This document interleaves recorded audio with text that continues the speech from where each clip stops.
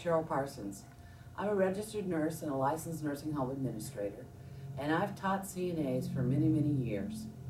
I started out in this business in 1976 as just where you are, a nurse assistant. So, I can tell you what you can do with your career, and there's a lot of opportunities. So you're taking the first step towards an exciting future. I want to tell you a story about how my first few days of being a nurse assistant went. Second day on the job, the instructor, who was also my charge nurse that day, asked me to go in and get a resident named Bill out of bed. And it was nearly lunchtime. I asked her if there was anything I needed to know special about Bill, and she said no. So I went to get Bill up.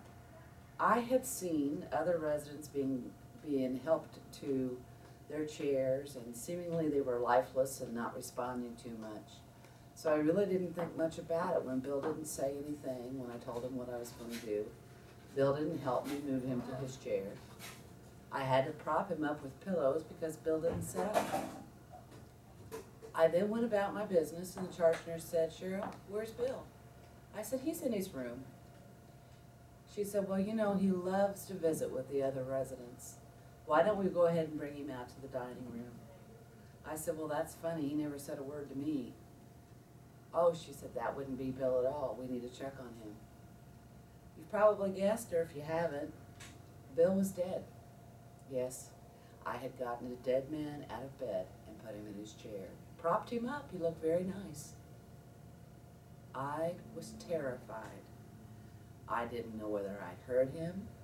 I thought, oh my gosh, there's better things I can do than get dead people out of bed. All I had on my mind at that moment was I quit. But I had a charge nurse who was also, again, the instructor, who was a very compassionate person. And she talked me out of leaving, and she set me down on Bill's bed. He's still sitting in the chair. And she said, "Cheryl, you can't quit. You have the heart of a caregiver. You will make something out of this. Don't walk away from it." Well, that was 1976, and this is 2012. I went on to become an RN, a licensed nursing home administrator.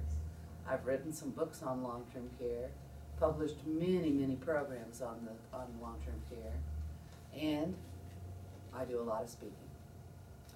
So, you never know where this is going to take you. This path is going to take you. But what I can tell you is that you have to have compassion in your heart for caring for people.